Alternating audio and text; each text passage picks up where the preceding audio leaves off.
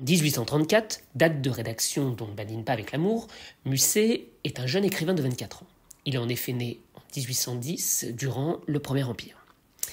Il est déjà l'auteur de 2 recueils poétiques remarqués, Contes d'Espagne et d'Italie, d'une part, et Un spectacle dans un fauteuil, poésie, d'autre part. Les 2 volumes se distinguent par l'originalité de leur ton. Ils exploitent la veine ludique et ironique du romantisme, faisant de Musset un jeune poète impétueux qui tranche par la légèreté de son ton et de ses audaces formelles. Sa poésie s'amuse à absorber et à détourner tout un tas de genres et de formes poétiques, tout en faisant entendre la voix fougueuse et triste d'un jeune idéaliste. Musset construit le mythe de l'enfant du siècle, enfant encore mauvais gosse, volontiers débauché et blasphémateur, passionné et moqueur. Ambitieux et désinvolte à la fois, il écrit ainsi à son ami Paul Fouché, alors qu'il n'a que 17 ans, « Je ne voudrais pas écrire, ou je voudrais être Shakespeare ou Schiller, je ne fais donc rien. » Le Musset dont ne badine pas avec l'amour est aussi l'auteur, 1 an avant, du poème Rolla, vite devenu une référence pour une génération entière à qui le poète tendait un miroir. Il exprime toute la mélancolie d'une jeunesse née trop tôt dans un monde trop vieux et qui, faisant l'expérience du vide, ne peut plus ni croire au monde ni en Dieu. Lisons un passage. « Je ne crois pas, ô Christ, à ta parole sainte. Je suis venu trop tard dans un monde trop vieux. D'un siècle sans espoir naît un siècle sans crainte. Les comètes du nôtre ont dépeuplé les cieux. » On retrouve dans « On ne badine pas avec l'amour » les mêmes interrogations tourmentées à travers de jeunes personnages, hésitant à se projeter plus avant dans la vie sociale, perçue comme cruelle et stérilisante. Il y explore l'état du jeune homme en 1830, peinant à quitter l'adolescence et se fracassant sur le mur du réel. Musset, dans son œuvre, ne cesse de s'interroger sur la possibilité d'habiter, malgré tout, ce monde-là, ce monde sans grandeur ni valeur. On ne badine pas avec l'amour est aussi le produit d'une déception, celle que Musset connut avec la salle de théâtre. En 1830, en décembre plus exactement, se donne au théâtre de l'Odéon la première d'une pièce rédigée par le jeune prodige des lettres qui est alors Musset. Elle s'intitule « La nuit vénitienne ». La mode est au grand drame romantique. Quelques mois plus tôt, en effet, Hugo triomphait avec Hernani et la célèbre bataille qui s'ensuivit. La sensibilité du public n'est alors pas prête à suivre la veine légère et comique de cette pièce.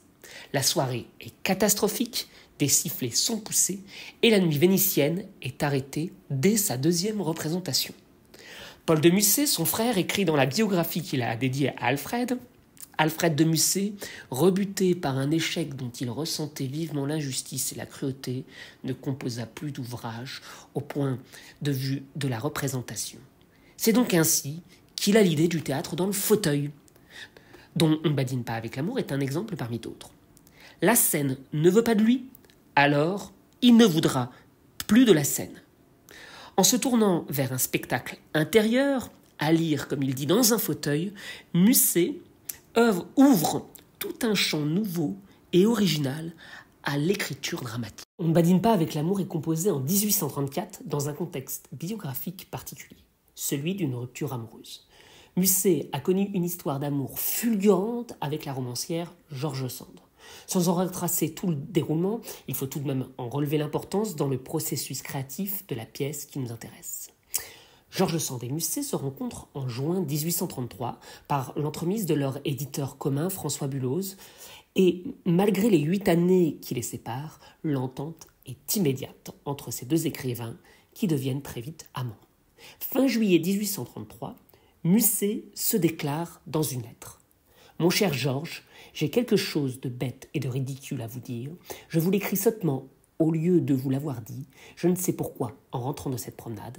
J'en serai désolé ce soir, vous allez me rire au nez, me prendre pour un faiseur de phrases. Dans tous mes rapports avec vous jusqu'ici, vous me mettrez à la porte et vous croirez que je mens.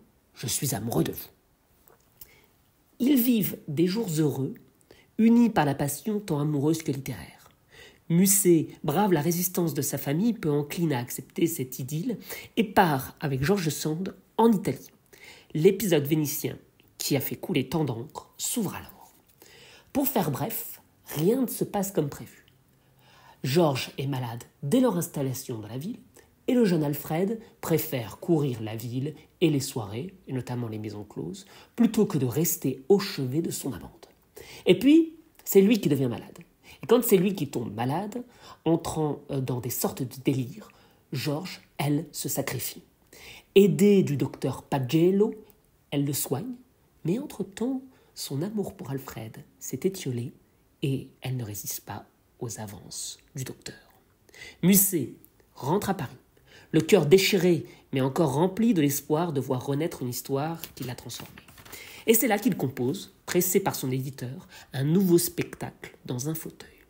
Tout en composant des lettres fiévreuses à son ancienne amante, il reprend une ébauche de 42 vers emmenée avec lui à Venise et la transpose en prose, tout en la complétant. Ce sera donc « On ne badine pas avec l'amour ». Il écrit à Sand le 19 avril, 2 mois avant la publication de la pièce en revue. « Je ne sais même pas comment faire à Bulot une malheureuse comédie, faire une comédie, dont je lui dois déjà le prix, j'enrage, mais qu'y faire ?» Près tant de mois, cette malheureuse comédie, comme dit Musset, résonne des échos de sa liaison tourmentée avec George Sand. Et nous verrons, pour finir, comment. Il est possible de lire dans « On ne badine pas avec l'amour » une démonstration amoureuse par fiction interposée. Avec cette pièce, Musset abat sa dernière carte d'amant exilé de Venise. Simon Jeune, un critique, a ainsi pu parler d'un plaidoyer en faveur d'un retour au grand amour retrouvé, mais rendu plus lucide par la crise.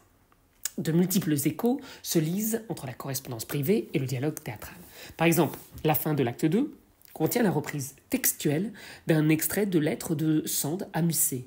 Il met dans la bouche de Perdiccas les mots de son amante, si bien qu'il faut préciser que Perdiccas n'est pas Musset, pas plus que Camille n'est Sand. Il sublime tout cela. Ailleurs, les emprunts à la correspondance sont plus discrets. Les passages les plus lyriques partagent la même ferveur que les lettres rédigées à son amante. À la scène 6 de l'acte 3, dont ne badine pas avec l'amour, la déclaration de Perdiccas paraît faire écho à leur relation tumultueuse. Pourtant, surtout quand il proclame « le plaisir des disputes, c'est de faire la paix ». À la scène 8 du même acte, la tirade exaltée de Perdiccas, « insensés que nous sommes, disent-ils », n'est pas sans rappeler les propos qu'il tient à cette époque à Georges sur les erreurs de leur relation.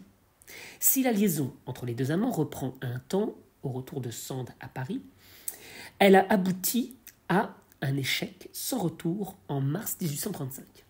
La pièce témoigne de l'attitude même de Musset, qui cherche à tout prix à reconquérir le cœur de Sand, mais ruine définitivement leur relation par ses stratagèmes, ses jeux adolescents et ses désirs inconstants. Sand écrira « Tout cela, vois-tu, c'est un jeu que nous jouons, mais notre cœur et notre vie servent d'enjeu, et ce n'est pas tout à fait aussi plaisant que cela a l'air. L'illusion est levée, mais l'œuvre, quant à elle, demeurera. »